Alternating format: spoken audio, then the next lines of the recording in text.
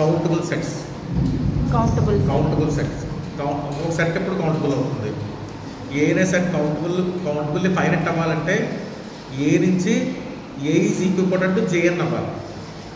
JN అంటే finite subset of natural number set. అదవుతుందా? ఏది కౌంటబుల్లీ ఫైనెట్ అవ్వాలంటే A is equal to JN. Equal అంటే అంతే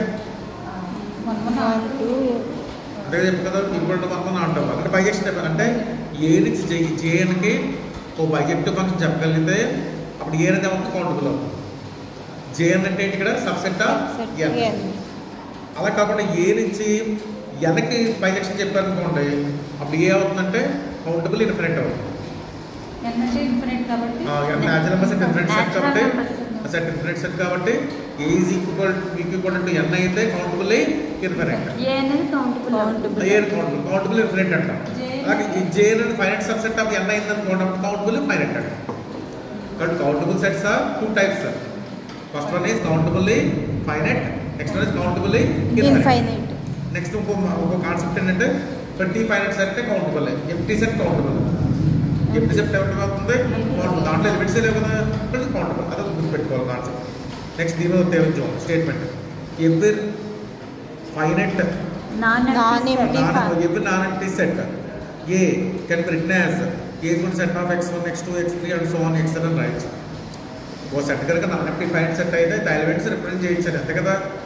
1 2 3 అప్ టు 10 రిప్రజెంట్ చేస్తే అలా రాయొచ్చు ఎలిమెంట్స్ చెప్పమాట రాయొచ్చు. అంటే మీరు ఏం చేయాలో బైజెక్షన్ చెప్పగలరు ఉంటారు అప్పుడు దేని నుంచి ఏ నుంచి జేఎన్కి అంతే కదా. నెక్స్ట్ చూడండి ఇలా సెట్లో ఎలిమెంట్స్ రాస్తున్నాం అంటే మీనింగ్ ఏంటి? Elements are disjoint. ఎలిమెంట్స్ సెట్లో ఎలిమెంట్స్ రిపీట్ చేయం కదా.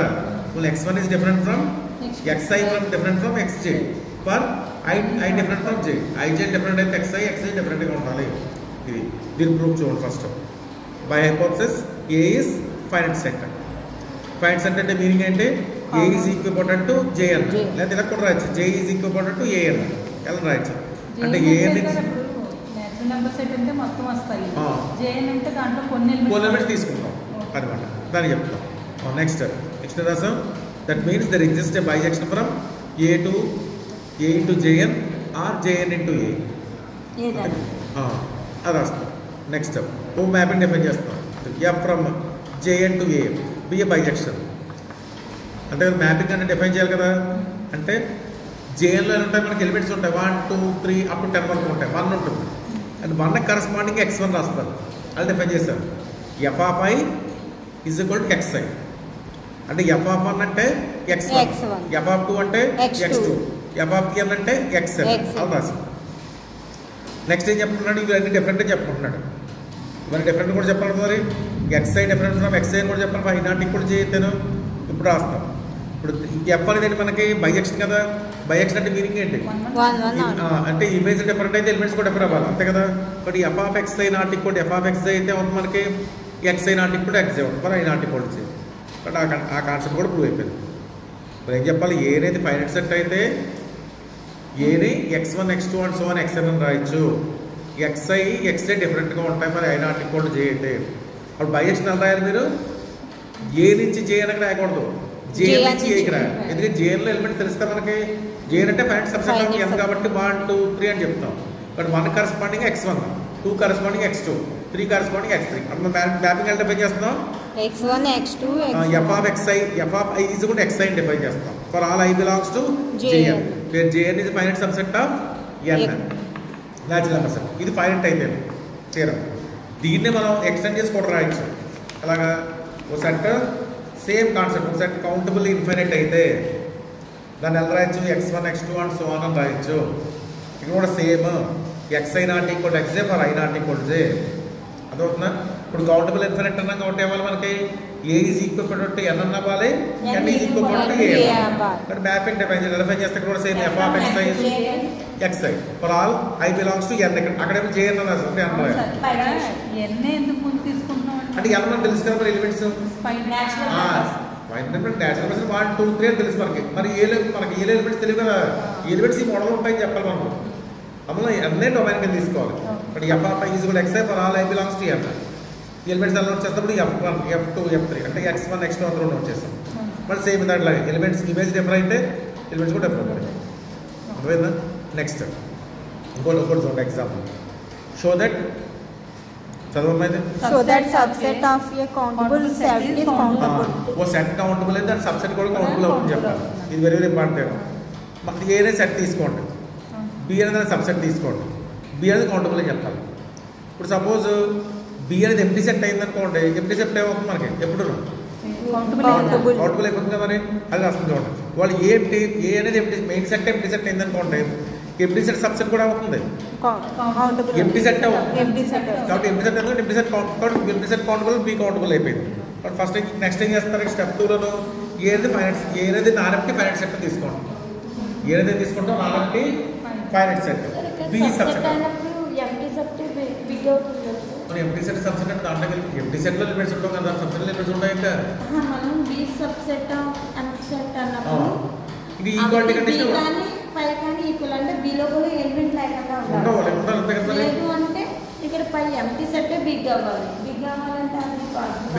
అవును కదా. ఇంకే కండిషన్ హోల్డ్ అవుతుంది మీకు హోల్డ్ ఈక్వాలిటీ కండిషన్ హోల్డ్ అవుతుంది. అమలు ఈక్వాలిటీ కండిషన్ తీసుకోవాలి. బట్ బి కూడా ఎంటీ సెట్ అయిపోయింది. అంటే ఫస్ట్ కేసు ఏ ఎంటీ తీసుకుందాం, ప్రూవ్ చేస్తాం చేసాం. A empty set A finite empty set అయితే ప్రూవ్ అయింది. నెక్స్ట్ ఏం చెప్పాలి, ఏ నానెంటీ ఫైనైట్ సెట్ తీసుకోవాలి, ఏ నానెంటీ ఫైనైట్ సెట్. అప్పుడు దాని బి అనేది సబ్సెట్ అయితే బి కూడా ఏం చెప్పాలి, మనం కౌంటబుల్ చెప్పాలి, బి కూడా కౌంటబుల్ అని చెప్పాలి. ఇంకా బి ఏమన్నా మనం సబ్సెట్ ఆఫ్ ఫైనైట్ సెట్ అంటున్నాం. ఓ సెట్ ఫైనైట్ అయింది అనుకో దాని సబ్సెట్ కూడా అవుతుంది. అంటే ఓ సెట్ లో 10 ఎలిమెంట్స్ ఉన్నాయి, దాని సబ్సెట్ లో 10 కంటే తక్కువ ఉంటాయి, అది కూడా ఫైనైట్. దేర్ఫోర్ బి కూడా కౌంటబుల్ అయిపోయింది, బి కూడా కౌంటబుల్ అయిపోయింది. నెక్స్ట్ స్టెప్ 3 తీసుకోండి. స్టెప్ 3 ఏంటి, ఏ ఈజ్ కౌంటబుల్లీ ఇన్ఫైనైట్. ఇప్పుడు దీన్ని ప్రూవ్ చేయాలి. బి సబ్సెట్ ఆఫ్ ఏ అని చెప్పాలి. With B not equal empty set, B empty set అయితే ప్రూవ్ చేస్తాం. ఇప్పుడు ఏ తీసుకున్నా కౌంటబుల్లీ ఇన్ఫైనైట్ సెట్, బి దాని సబ్సెట్. ఇప్పుడు బి అవ్వచ్చు, ఫైనైట్ అవ్వచ్చు, ఇన్ఫైనైట్ అవ్వచ్చు. సపోజ్ బి ఫైనైట్ అయింది అనుకోండి, ఫైనైట్ సెట్ ఇప్పుడు కౌంటబులే కదా, తీరం ప్రూవ్ అయిపోయింది. బట్ మీరు ఏం తీసుకోవాలి, బి అనేది నాన్ ఎంటీ ఇన్ఫైనైట్ సెట్ తీసుకోండి. అప్పుడు సెట్ రాయండి. S1 సెట్ రాస్తాం చూడండి. n belongs to n such that xn belongs to b. అర్థమైందా? S1 లో ఒక ఎలిమెంట్ ఉండాలంటే ఎలిమెంట్స్ చాలా న్యాచురల్ నెంబర్స్ ఉంటున్నాయి. ఎలాంటి న్యాచురల్ నెంబర్స్, అది సఫిక్స్ గా ఉన్నప్పుడు b లో ఉండాలి. అర్థమైందా? S1 లో ఒక ఎలిమెంట్ ఉండాలంటే ఎలిమెంట్ సపోజ్ n తీసుకున్నాం అనుకోండి, n దాంట్లో ఉండాలంటే xn b లో ఉండాలి. xn b లో ఉంటేనే n S1 లోకి వస్తుంది, S1 లోకి వస్తుంది. ఇప్పుడు మనం బి అనేది ఎలా నానెంటీ సెట్ కదా, బట్ బిలో ఎలిమెంట్స్ ఉంటాయి కాబట్టి బిలో ఒక xn ఉంటుంది. కాబట్టి n అనేది n లో వస్తుంది. అర్థమైందా? బి అనేది నానెంటీ సెట్ కాబట్టి బిలో కొన్ని ఎలిమెంట్స్ ఉంటాయి కదా, ఆ ఎలిమెంట్ xp అని అనుకోండి, ఆ పి దేంట్లో కలుపుతుంది మనకి ఇప్పుడు S1 లో వస్తుంది. అర్థమైందా? బట్ S1 ఏమైంది మనకి ఇప్పుడు నానెంటీ సెట్ అయింది. దేని సబ్సెట్ nకి. మనకి వెల్లాల్టర్ ప్రిన్సిపల్ ఉంటుంది. వెల్లాల్టర్ ప్రిన్సిపల్ ఏంటంటే ప్రతి నానెంటీ సెట్ కనుక n సబ్సెట్ అయితే, నానెంటీ సబ్సెట్ అయితే దాంట్లో లీస్ట్ ఎలిమెంట్ చెప్పొచ్చు. దాన్ని వెల్లాల్టర్ ప్రిన్సిపల్ అంటాం. ఇది న్యాచురల్ నెంబర్స్ లీస్ట్ ఎలిమెంట్ ఏంటి, 1. అలాగే దాన్ని సబ్సెట్ తీసుకుని దాంట్లో లీస్ట్ ఎలిమెంట్ చెప్పొచ్చు. Every nonempty subset of n have a least element. అది చెప్తున్నాడు by well order principle. Every nonempty subset of n have at least 1 element. ఆ 1 ఎలిమెంట్ ఉండాలి. ఆ ఎలిమెంట్ ఏం రాస్తాం మనం, ఏం రాస్తాం, అట్లీస్ట్ ఎలిమెంట్ సార్ పాస్ పెట్టండి అదే కండి. బట్ ప్రతి ఓ సెట్ నానెంటీ సబ్సెట్ ఆఫ్ n కనుక అయితే దాంట్లో లేదని చెప్పి లీస్ట్ ఎలిమెంట్ చెప్పచ్చు. ఇప్పుడు మనం ఏం తీసుకుని S1 ఏమైంది మనకి ఇక్కడ లీస్ట్ నానెంటీ సబ్సెట్ ఆఫ్ n వచ్చింది. బట్ S1 కు లీస్ట్ ఎలిమెంట్ ఉండాలి. లీస్ట్ ఎలిమెంట్ ఏమనుకుంటున్నాం, n అనుకుంటున్నాం. n1 least. అర్థమైందా? అంటే n1 బిలాంగ్స్ టు S1 అయిందంటే x1 దేంట్లో ఉండాలి, బిలో ఉండాలి. n1 బిలాంగ్స్ టు S అయితే xn1 దేంట్లో ఉంటుంది, బిలో xn2 వచ్చింది అనుకోండి, ఆ n2 ఖచ్చితంగా ఎలా ఉండాలి, n1 కన్నాను. ఎందుకని అది రాస్తామట. ఇక్కడ రాసి చూడండి. m లెస్ దాన్ n కనుక అయితే xm ఖచ్చితంగా దేంట్లో ఉండకూడదు, S1 లో ఉండకూడదు. అర్థమైందా? m లెస్ దాన్ n అయితే మరి n1 లీస్ట్ అన్నాం కదా, n1 కన్నా తక్కువ సఫిక్స్ ఉన్న ఎలిమెంట్ బిలో ఉండకూడదు. అంటే ప్రాపర్టీ అది కదా మనకి. ఇక్కడ ఏం రాస్తాం మనం, m లెస్ దాన్ n1 అయితే m అనేది S1 లో ఉండదు. బట్ XM దేంట్లో ఉండదు, Bలో ఉండదు. అర్థమైందా? చెప్పింది అర్థమైందా కండిషన్? నెక్స్ట్ స్మాల్ ఎలిమెంట్ అనేది స్మాల్ ఎలిమెంట్ ఉండదు. దానికన్నా తక్కువ ఉండకూడదు. ఇంకా సఫిక్స్ ఉన్న ఎలిమెంట్ Bలో ఉండకూడదు. ఎన్ఏ ఫస్ట్ ఎలిమెంట్ కాబట్టి ఫస్ట్ ఎలిమెంట్ XN ని స్టార్ట్ చేయాలి. XN1 XN2 XN3 రాస్తుంది అనుకోండి. N1 అనేది N2 కన్నా చిన్నది, N2 అనేది N3 కన్నా చిన్నది ఎలిమెంట్స్. N1 కన్నా N1 కన్నా తక్కువ సఫిక్స్ పొందకూడదు. ఇప్పుడు నెక్స్ట్ ఇప్పుడు ఏమైనా సరే X1 Bలో వచ్చింది. ఇవాళ B1లో ఇప్పుడు X1 ఏంటో Bలో వచ్చింది. ఇప్పుడు న్యూ సెట్ కన్సిడర్ చేయండి. B1 ఎలా కన్సిడర్ చేస్తున్నాను? Bలోంచి ఈ XN1 తీసేయండి. Bలోంచి ఏం చేస్తున్నాను? X1 తీసాం, XN1 తీసామంటాను. సపోజ్ ఇందాక BN 4 సెట్ కదా, BN 4 సెట్. ఇప్పుడు మనం ఏం ప్రూవ్ చేయాలంటే B1 కూడా 4 సెట్ అని చెప్పాలి. ఏం చెప్పాలి మనం? B1 4 సెట్ అని చెప్పాలి. బట్ B1 ఎంటీ సెట్ అయిందనుకోండి, B1 కనుక ఎంటీ సెట్ అయిందనుకోండి, B minus set of X1 empty set అయిపోతుంది. అంటే B ఈజ్ కూడా సెట్ ఆఫ్ X1 అవుతుంది. అంటే B ఏ సెట్ అయితే మనకి ఫైనైట్ సెట్ అయింది. కానీ B ఏ సెట్ మన ఇక్కడ ఇన్ఫినిట్ సెట్ తీసుకుందాం. అంతే కదా, B ఫైనైట్ ప్రూవ్ చేస్తే B ఇన్ఫినిట్ సెట్. బట్ ఖచ్చితంగా కూడా B నాట్ ఈక్వల్ టు 5 అంటే B not equal to set of X1 అవ్వాలి. అంతే కదా, అంటే B minus set of X1 non empty set అవ్వాలి. B minus set of X1 అంటే ఏంటి మనకి? B1. But B1 non empty set అవ్వాలి. ఇప్పుడు B1 నుంచి మళ్ళీ ఒక సెట్ S2 తీసుకోండి. S2లో రాస్తే మళ్ళీ N belongs to N such that XN1 XN దేంట్లో ఉండాలి? B1లో ఉండాలి. ఇది కూడా N సబ్సెట్ అయింది. ఇప్పుడు ఆల్రెడీ మనకి B1 నాన్ ఎంటీ కదా, B1లో ఎలిమెంట్స్ ఉంటాయి. కాబట్టి S1 ఏమైంది? S2 నాలుగు సబ్సెట్ ఆఫ్ N అయింది. అంతేనా? S2 ఇది కాబట్టి S2 కూడా ఎలిమెంట్స్ లీస్ట్ ఎలిమెంట్స్ ఉంటాయి. ఆ లీస్ట్ ఎలిమెంట్ ఏం రాస్తాం అంటే N2 రాస్తాను. N2 belongs to S2, N2 is the least. అంటే సఫిక్స్ అన్నింటిలో చిన్నది N2, మిగతా సఫిక్స్ ఖచ్చితంగా దానికన్నా పెద్ద ఉండాలి. ఏదైనా నెంబర్ కనుక N2 కన్నా చిన్నది అయితే ఆ సఫిక్స్ కౌంట్ ఎలిమెంట్ S2లో ఉండకూడదు. అంతే కదా, N2 కన్నా తక్కువ నెంబర్ కనుక సఫిక్స్ కౌంట్ ఎలిమెంట్ దేంట్లో ఉండకూడదు, ఇంకా సఫిక్స్ కౌంట్ ఎలిమెంట్ దేంట్లో ఉండదు, B1లో ఉండకూడదు. అర్థమైందా? అంటే S2లో ఉండకూడదు. అంటే అది రాస్తాం చూడండి. ఇప్పుడు XN2 బిలాంగ్స్ టు B1 అంటే N1 లెస్ దాన్ N2 అయిందనుకోండి, N1 లెస్ దాన్ N2 అంటే ఎలిమెంట్స్ అంటే ఈ మోడల్లో ఉండాలి. ఇంకా XN2 అనేది ఖచ్చితంగా B1లో వచ్చిందంటే N2 ఎలా ఉండాలి?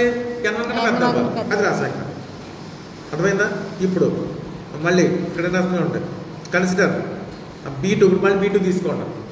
ఒక ఎలిమెంట్ వచ్చింది, లీస్ట్ ఎలిమెంట్ వచ్చి XN2 వచ్చింది కదా. ఇప్పుడు B2 ఎలా తీసుకున్నామంటే B1 నుంచి XN2 తీసేమన్నా. యాక్చువల్ B1 అంటే ఏంటి మనకి? B minus set of XN1. అంటే మొత్తం మీద B2 రావాలంటే ఏం చేస్తున్నాం? Bలోంచి X2ని XN1ని XN2ని తీసేస్తాం.